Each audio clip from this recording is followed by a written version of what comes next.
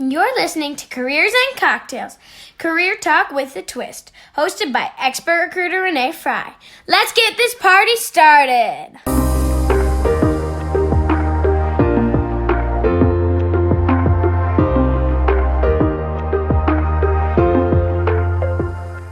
Hey party people, welcome to Careers and Cocktails.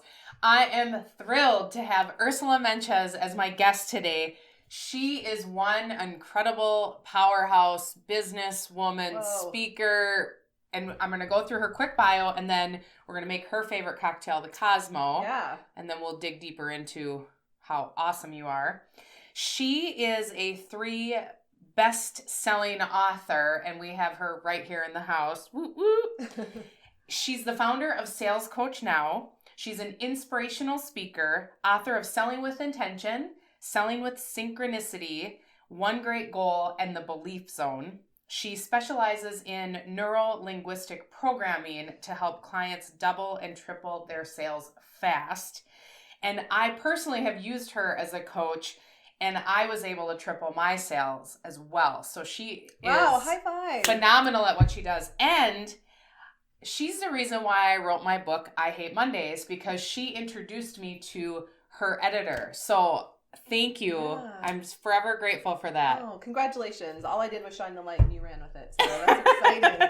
So now let's get to the cocktail. Yes. Wow. We're making a Cosmo, and we have selected Kettle One and Control for our drink, and it requires 2 ounces of vodka, 1/2 ounce of Cointreau, 3/4 ounce cranberry juice, and then some fresh lime juice. And we're going to shake it up and put it in our beautiful martini glasses. I don't know why, but I'm obsessed with martini glasses because I think they're so pretty. These are nice. So we are adding our Kettle One vodka to the ice. So we're going to make both at one time. So there's 4 ounces in there. And then we need 1/2 ounce of Cointreau. And I love the smell of that. 1/2 ounce. And I'm a total enthusiast, but we're making 2 drinks, so we need 1 ounce. I spill everywhere. I'm measuring correctly. And then our cranberry juice. Cranberry juice, 3/4 ounces. That looks about right. Yeah. All right. And then some fresh squeezed lime juice. I think we've got 1 ounce of that. And that's to cut, I think, the acidity a little bit. Shake away, my favorite noise.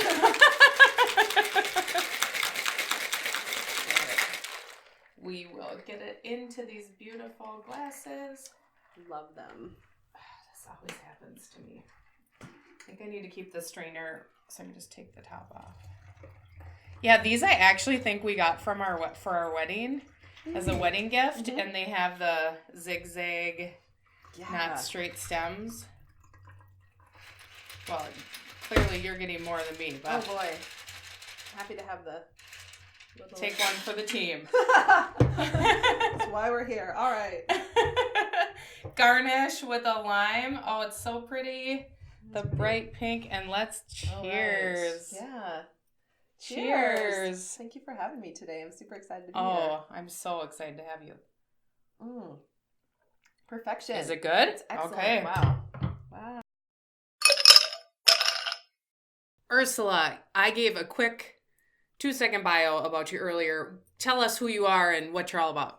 Yeah, so I'm the founder of Sales Coach Now, which you heard, and my background is not in sales at all. In fact, I hated everything about selling, and I'm an accidental salesperson. So I grew up on a farm and would have loved to stay on the farm forever. My parents said, go to college and get a good job. So I majored in psychology and communication, which I could do with when I graduated?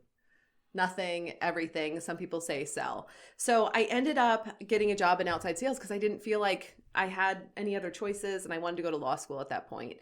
And got the job and thought, this is the worst decision I could have ever made in my entire life. I Oh, hated that's awful. everything about selling. The job was to make 100 cold calls every single day on a tick sheet before I could go home. So Oh, sounds like recruiting. yeah, right. Back in the day. Right. Shoot Just yourself. like boiler room.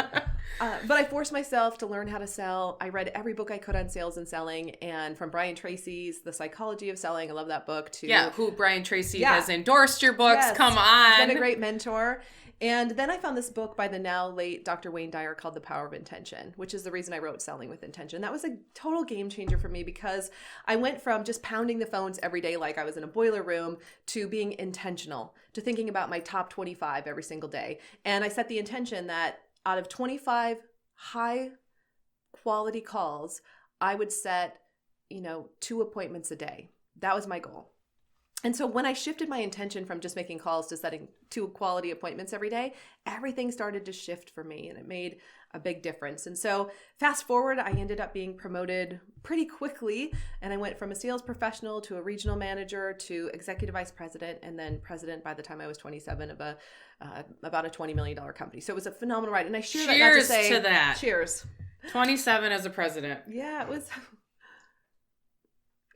I share that though not to say, look what I did. I share it because I'm a farm kid from southern Minnesota. I didn't know anything about selling, but I learned how to sell. And I know that anyone can learn how to sell.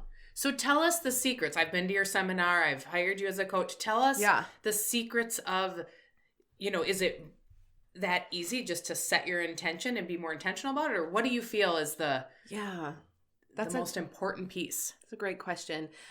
Personally, I think it starts with mindset first. What do you believe about salespeople? What do you believe about yourself as a sales professional? How many times do you think you can follow up before you start to think you're being pushy? And recently, I've been on the other end of a lot of sales meetings lately, and I'm sitting there going, ask for the sale, ask for the sale. Would you please, if you would just ask for the sale, I would go with you because I'd be confident that you could solve my problem. And so we have an epidemic in our country of people just, we're business professionals, we're sales professionals, we're entrepreneurs, but we don't ask for the sale. And so it's 2 things. I think it's the mindset piece, like believing that it's okay to be a salesperson, that's okay to ask for the sale, and then having the skills to know what to say. As an example, you wouldn't call an accountant up and ask them and say, hey, I'm interested in having you take over my books. What's your background? And if they said, well, I read a couple books on accounting and I did some Googling, would you hire that person? No, absolutely not. And yet as sales professionals and entrepreneurs, that's typically our sales training. It's a few books, a little bit of Googling on the internet, maybe watch a few YouTube videos, and we think we're supposed to know how to sell. It's just not possible. So when you embrace that selling is a skill that you can learn, it's just so much easier to learn how to sell. Absolutely. Absolutely. So if you had a superpower, what would it be? Oh, I love that question. I have a couple of them, but if I just had one, I'd want to be able to absorb knowledge really quickly. So if there were a book in front of me that I would just know what it says in an instant. That would be awesome. Right? I would love that. Because I'm constantly reading. But there's a second one. My other superpower, of course, would be instant manifestation, right? If I had I'd have a little wand and I'd think, I really want to create this right now. So there wouldn't be that time delay between when you want something and when it appears. However, the caveat would be that I'd have to have my wand, because otherwise, if it was instant manifestation, every time you thought of something, it would be in your living room. That would be a disaster, right? So a wand so I could choose what I want in the moment. So that goes to show that you're maybe impatient at times. So how do you help the people that want to manifest things right away or want to triple their sales right away? How do you get them to take a step back? That's such a great, I am probably one of the most impatient people on the planet. And so I have to remind myself that it's a journey. At the same time, we make up how long it takes to double our sales. Most people say, you know what, I want to double my sales next year. And my question is, well, what if you could do it faster?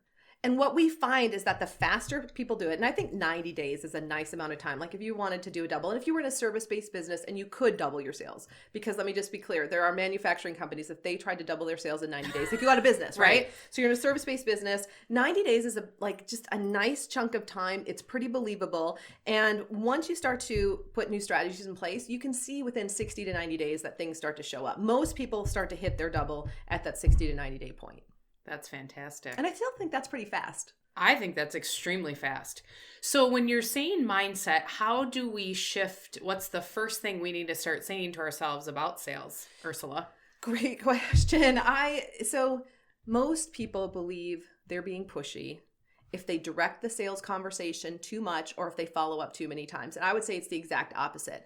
The more confident you are, the easier it is for your prospect to just know that they should work with you or that they should hire your company because they're confident that you can solve their problem. And that's just a feeling. So the mindset piece is to move away and shift the limiting belief that I'm being pushy if I follow up too much, too often, and to move into a new belief, my favorite new belief, which is I am a professionally persistent problem solver.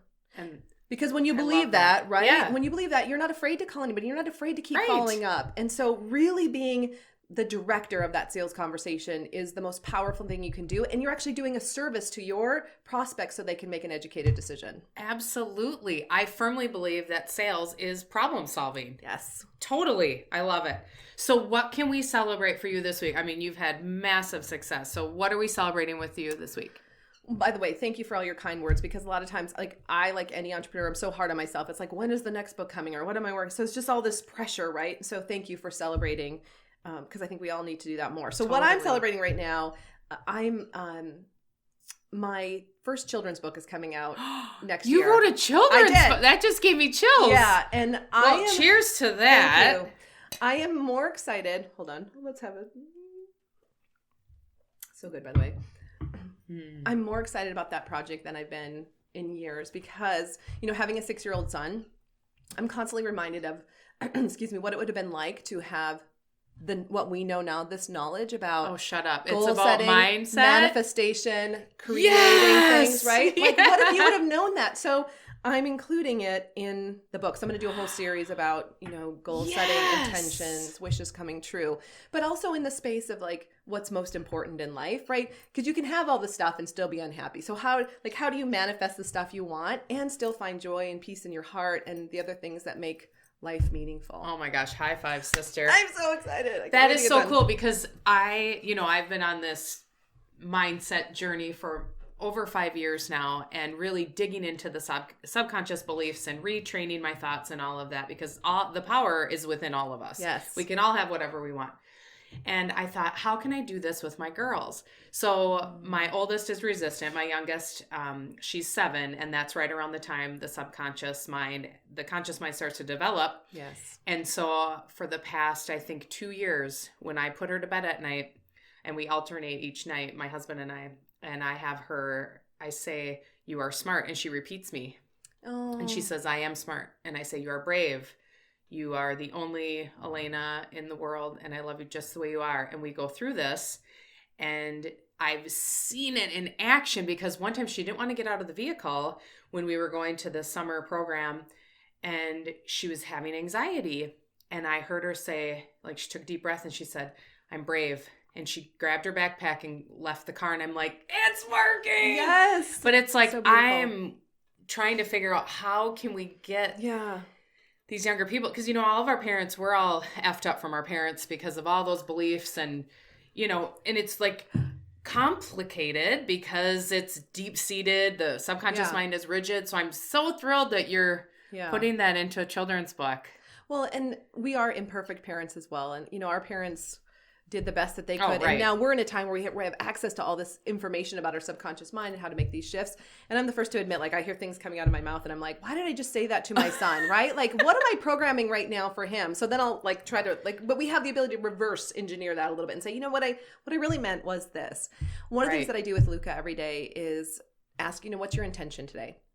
And intention means to choose the result ahead of time, right? So what, if you could choose how you want to show up today, what you want your day to be like, what would that be? And so that's a simple thing that, any parent can do as well. I love that. So I love when you go to bed at night, what are you installing in your mind? I love that. And then helping them create and setting an intention for the day to teach them that they have the power to do this. I love that. I'm going to start adding that in. Yeah. I absolutely love that. So what was your first job? You've had an incredible journey. Yeah. President 27, numerous books published, own your own company. What was your first job, Ursula? How far back do you want me to go? Your first paid job. Okay. So I remember two sort of at the same time. So babysitting. So when I was 11, I got my little babysitting card. And I look back and I think, I was way too young to be babysitting. I remember watching the neighbors' 3 kids and I had no idea, but I had this card. So, I knew CPR. And then the other job I remember is hoeing beans, which was my favorite. And I'll tell you why. like in the field? In the field with a hoe. I don't have a farming background. Hoe, and then you'd wear little gloves and you'd pull weeds out by hand, which was actually better than spraying them, right? It was healthier. So we'd be out there hoeing and $3 an hour. But the best part was $3 an hour. I got a candy bar and a soda, or a pop as we call it here in Minnesota, at the end of that. And I thought this is it. I've made it. So, you're motivated by candy bars? I was back in the day because we didn't get those. So I thought it was a big deal. Oh my God. I love that. So what steps do you recommend people take to further their development, their professional development? Yeah. I am a big believer in to always be learning. And I'm typically reading 2 to 3 or more books at a time on my Kindle. And if you're not a reader, get them on Audible. Like, just listen. Like, just always be in it. And now we have podcasts, right? Which are super powerful. So always be in the lesson. Like, what are you learning next? And find those people to follow. Find those mentors. Find those experts that you want to learn from, whether it's through books or through the podcast. But just always be in it. And then, find those live events that you feel called to go to. I was just at a digital marketing event. It's not my strength. Oh my gosh. I had a flyer come through for that. And I thought, gosh, should we go? Should we send someone from the team? So you got to tell me about it. Yeah. It was great. But it also was overwhelming because in the digital world, everything is changing so fast. Like right now in this moment, there's big changes that are happening to Instagram that I didn't know about, like just right now. And so it was a little bit mind blowing, but these as leaders, as business leaders, even if it's not your wheelhouse, because that's certainly not, I want to know enough so I can lead my company. Right. And so that's why I was there, feeling overwhelmed, sending text to my team going, are we doing this? Do we need to do this? What's this? So, so find those topics that you need to grow in, but also go to those seminars that kind of like call your heart. I love to go to seminars about goal setting, manifesting, creating the life that you want. So I go to those to, help me personally as well as professionally. And then I also go to those events that move my company forward. Awesome. And who are some of your mentors? I know Brian Tracy, but tell us more of the... I went back. I was thinking about my mentors throughout my life. And of course, Brian Tracy's been life-changing. And I did a 4-day speaker training with him with 10 other entrepreneurs in a tiny conference room. He was there the entire 4 days. And I highly recommend it. It was about like growing your 6-figure speaking business. And those 4 days, not only did we cover everything about being a paid speaker and how to grow your career and how much to charge and how quickly to charge, but he gave me his book proposal. It's the reason I got the publishing company that I have right now. And he's just like, here, take this and go model it. Cheers to Brian Tracy. I know. I love him. He's just been such a phenomenal mentor. But then I dug deeper and I went back. And one of my first mentors was Mrs. Jensen, my 5th grade teacher. And I remember in 4th grade, I wanted Mrs. Jensen to be my teacher so badly. I was like, I hope I get Mrs. Jensen. I hope I get Mrs. Jensen. I was a shy kid, pretty nerdy, kind of got picked on. That's just who I was. And she saw something in me, and she really celebrated the fact that I got good grades, and she really celebrated things that other people didn't necessarily celebrate. And I wrote a book in her class, and I'll never forget it. I illustrated it. I wrote it. Seriously? It was about my dog, Corky. And I still have that. Like, I've saved it all these years, and I've seen her down in our hometown, and I've told her, I'm like, it's, you were such an inspiration. I mean, she's like, well, I'm glad you're here. But anyway, so she was one of my first mentors.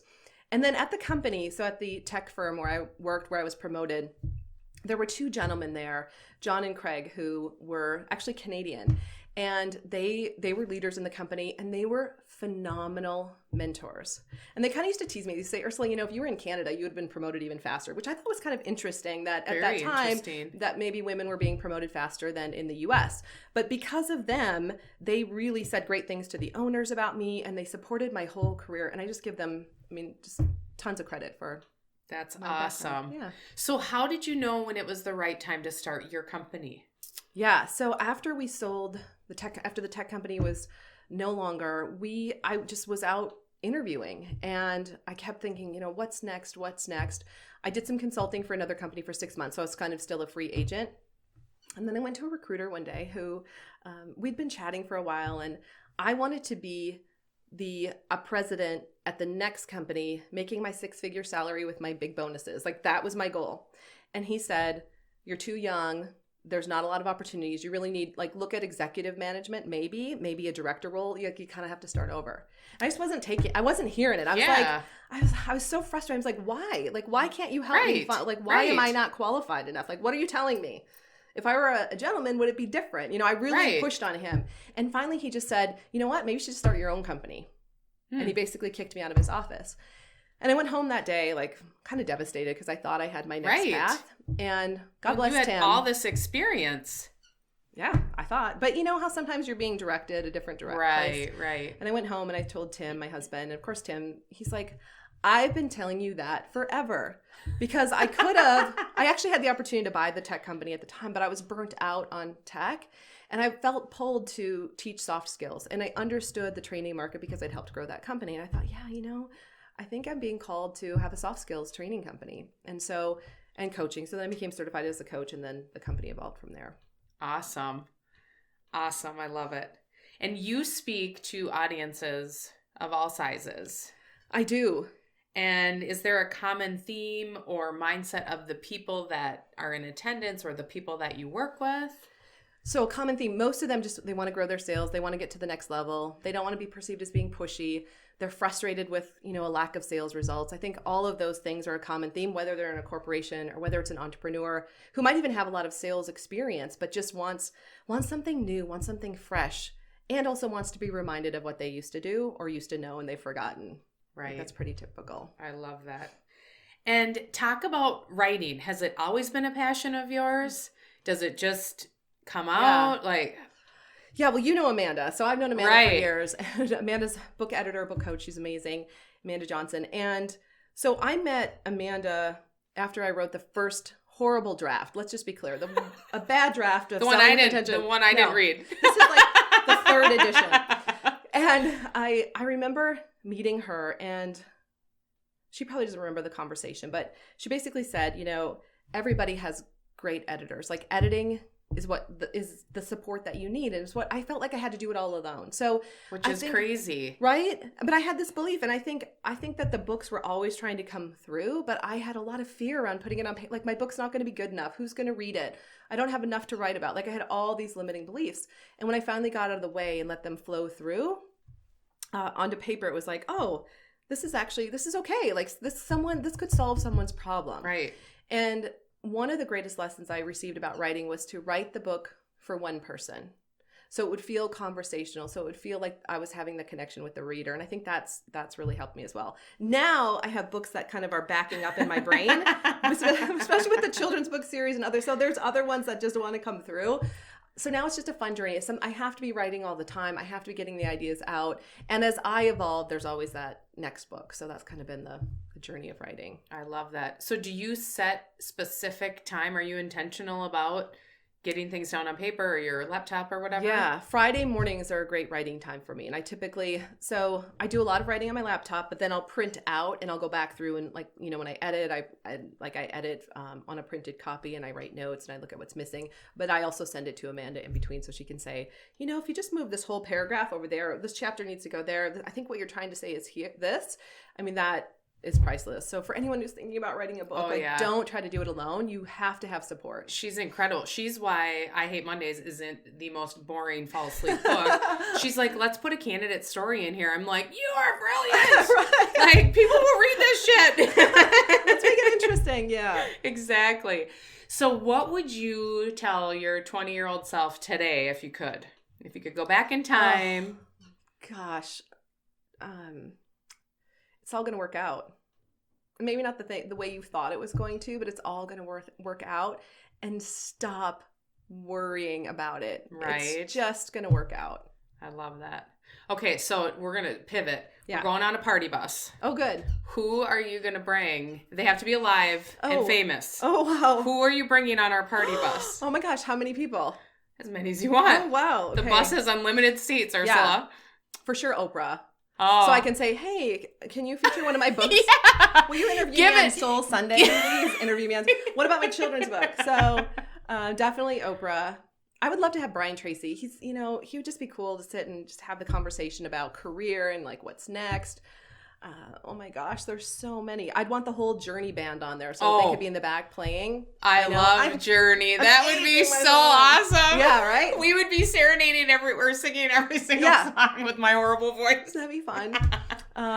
Who else? Oh my gosh, so many. They have to be alive though, right? Yeah, alive.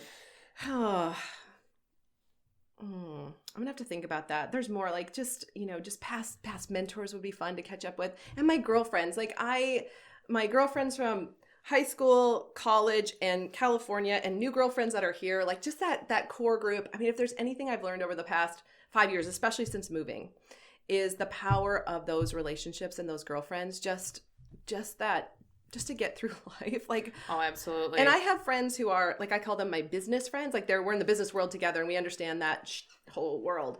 And then I have what I call my mommy friends who, like, we're going through the same stuff. Yeah. And we don't have to always talk about work, but to have them all together at the same time would be fun. That would be awesome. Now, you talked about moving. Where did you move to and from? Yeah. So my husband and I were in California for 16 years. So I went from Minnesota to Colorado for 2 years, California for 16 years, and then back here to Minnesota after we had our son because we wanted him to be close to family. And then I moved the corporation back here about 2 years ago. So I traveled back and forth quite a bit and still have a lot of clients in California, and sure definitely have kept that open because it's really good to go there in January.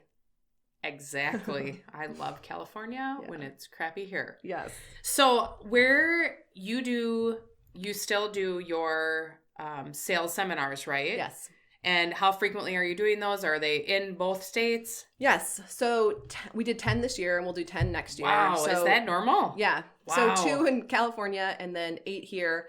And then, of course, I do a lot of private sales training. So I have another private sales training on Monday, which is a lot of fun. So 1 or 2 days with corporate groups. And so that can vary. It also varies on how many, we can put together in 1 month. But sure. So a balance of those. And where can everybody find you? Yeah. If they want to hire you as a coach, go to your seminar, which I highly recommend. Thank you. Actually, I have to tell you this. Okay. I met some of my closest now friends at one of your seminars, and it's just crazy how the power of networking. Yeah. One of my best friends, Karen, met, and over lunch we were talking about how much money we want to make, which is very unusual for females. And we just had this openness. And then last year, her and her husband and me and my husband, we all traveled to Italy together, and we've been friends. We just have that same growth mindset. So meeting people, even at the seminar, is invaluable. Like, and there's even more and more people I can even think about, like Abby Walker, and there's so many people. So yeah. So so Sales Coach Now is the website. And I also have Ursula Mentjes, and I'll spell it URSULAMENTJES. So that's my speaker site. You can go directly there. Our Sales Coach Now has all of our upcoming events on it. And that's one of the things we hear often is the community that we have. And not only here, but just across the world. So we've seen people doing business all over and making those connections. And we really encourage that. And often, because you're all like-minded and that's who we attract, you get together in these rooms. It's like a micro economy. And every time people are doing business together, or they're referring each other, or they become best friends. Like, I've heard that so many times. Well, and then that reminds me, I met Bryce Austin there. I remember, and he helped me speak at the CAO Summit, which I've been speaking at in Minneapolis for the past 4 years straight. So I love it. It's another person. I mean, it's just incredible. Part of it is because during the class, you practice all the things that we talk about. So you're practicing with people in the class. So all of a sudden they're like, well, I'd like to hire you, or I can refer you here. So they really understand at a deep level what you do. So the power of everybody that you're helping through your message and connecting them together is so awesome. Thank you. I'm so grateful for you. Yes. So for all of you hiring leaders who want to know how to hire the best team, go to careersandcocktails.com and download your free hiring guide. And for all of you job seekers who want to love your Mondays, go to the same site to learn where to purchase I Hate Mondays. If you've liked this episode, be sure to click like. Please, if you're on iTunes, give us a review if you would have a second. Click the bell so you don't miss an update, and we'll see you next time. Cheers. Cheers. Cheers.